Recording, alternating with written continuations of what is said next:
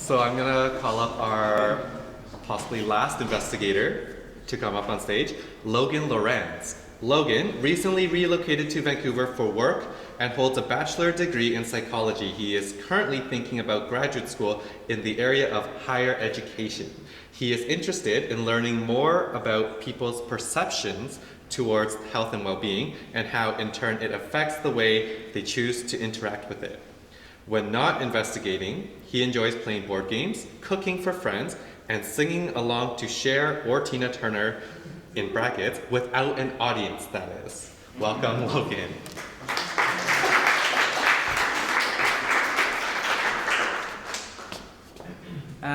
So like Darren said, my name's Logan. Tonight I'll be presenting on some of the data that related to migration.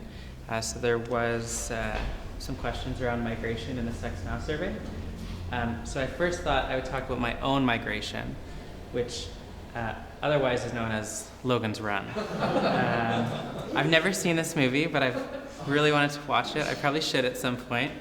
But at least based on the title, I've had a bit of a run in my lifetime. So I grew up in Innisfail, Alberta. I'm not expecting you to know it. It's a population of 8,000 people, very small. And it's known for the Innisfail Pro Rodeo. And I thought I'd throw in this photo of me as a big hunk when I was 16. So I was told to add photos. So my next kind of big jump was to Edmonton. I was in Edmonton for about a year, actually, not very long, after I completed my undergrad. So Edmonton has a larger population, about 1.16 million.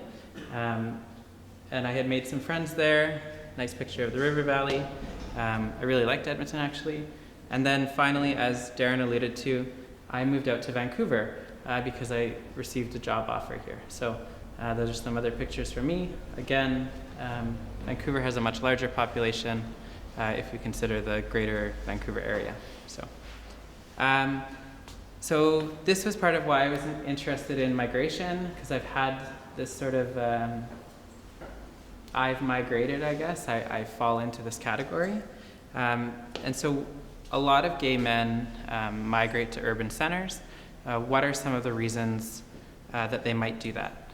Some of the outcomes of moving to a large urban center with what's referred to as a gay ghetto, such as the Davie Village, are things, positive outcomes might be things like a reinforced positive social identity, being able to have honest and direct conversations about sex, as well as sex between men, protection from homophobia or homophobic assaults, as well as an enhanced ability to find romantic partners.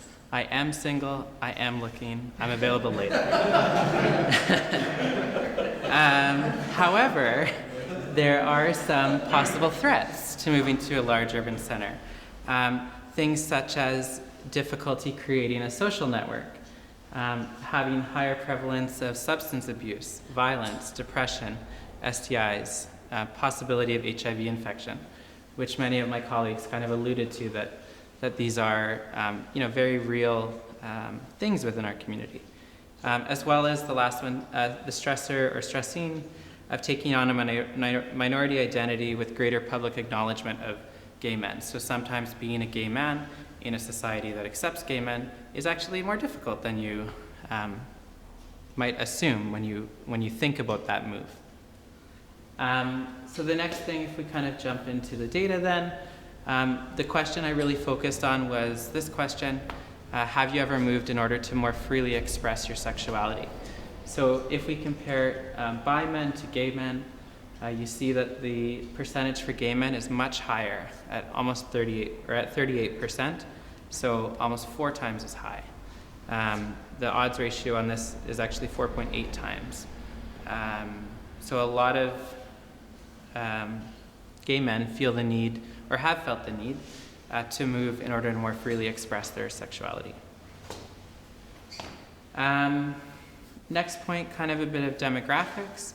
If we look at those who have migrated and what generations they were born in, this is kind of the layout we see. And in future, I'm going to reverse this so it makes more sense. But The furthest side would be the oldest members of the gay community, who have, at 90%, have maybe not migrated.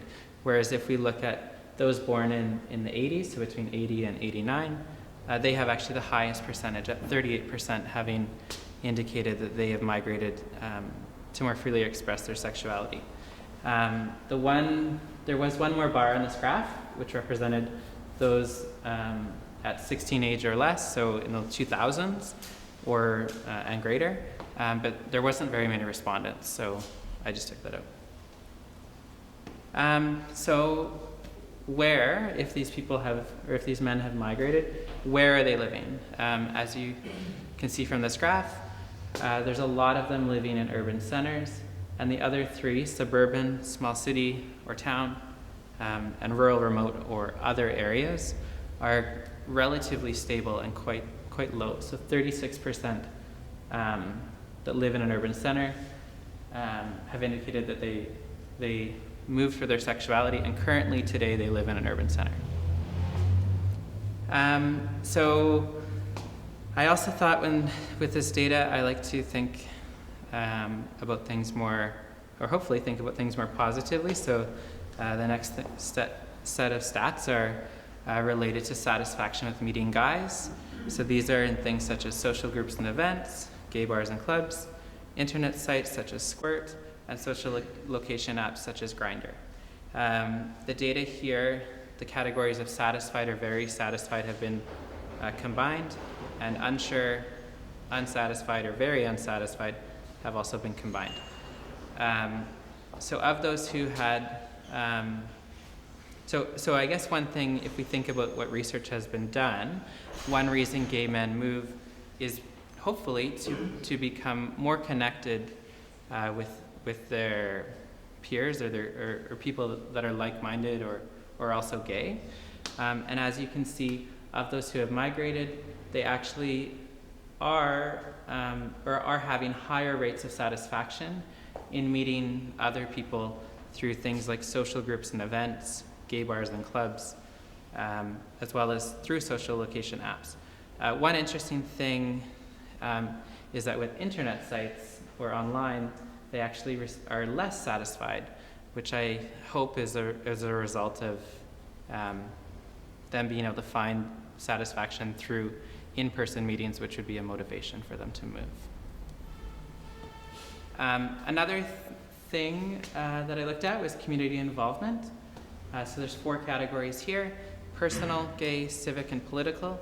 So the personal category included the prompts including voluntary action, neighborhood support, elder care. Gay community involvement included things such as participating in activism, gay organizations, gay recreation, gay culture, or gay sporting activities. Civic, which in brackets is non-gay activities, included things such as activism, charity, recreation, culture, or sport activities. And finally, political included political organizing, advocacy, party membership. So again here, I think it's quite interesting to look at that second group among gay community involvement, where you see that those who have migrated are much more highly involved in gay organizations, which is actually something I can attest to, where I am not involved in just the CBRC, but I'm involved in 2 other gay projects here as a result of moving to Vancouver. So yeah, and I guess the one thing I should point out on both of these slides is if we take a look at the odds ratios, they are okay, they're not great, but they're good enough, I guess, so to talk about. So.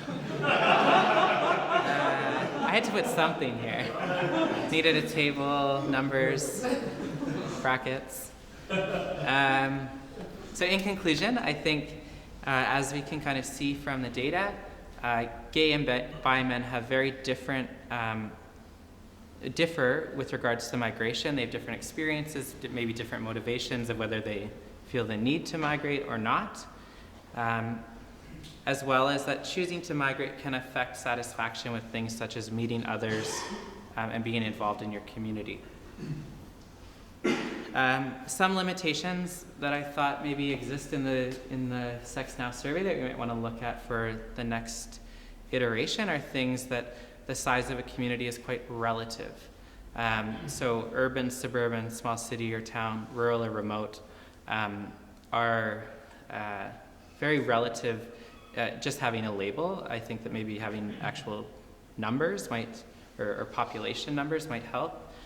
For instance, my small town of Innisfail, I guess is a town because that's how it's classified through the government, but I would consider it to be a rural area.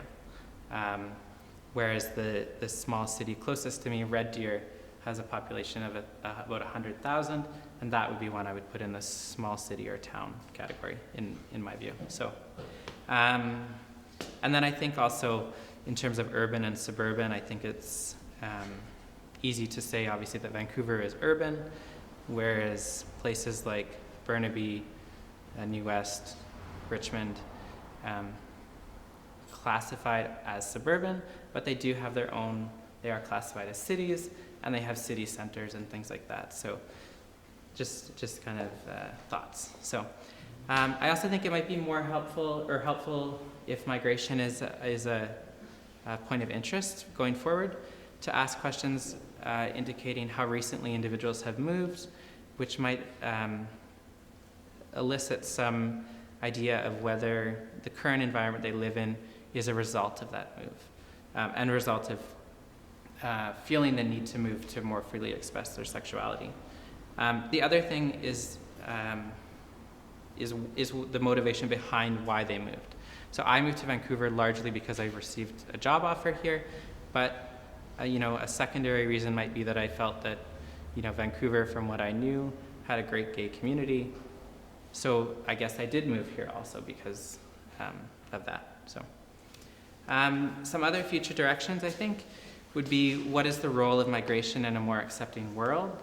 So if communities across Canada and the world are going to be, are already, and maybe continue to be accepting of the whole LGBTQ kind of spectrum, I guess, perhaps individuals won't feel the need to move. Maybe they won't feel the need to move to be themselves. So other things, the data on the Sex Now survey is largely from those who identify as gay or bi, but what are the experiences of those who do not identify that way? Do they feel a similar need? Do they feel a protection factor in moving to an urban center? Or is that actually a bit too scary? Maybe it's better that they live their lives, in their, maybe they feel it's better that they live their lives outside of an urban center. Maybe that's too much pressure. And then the last one, which I alluded to on the last slide, are what are some other reasons for migration? So, yeah, that's my presentation.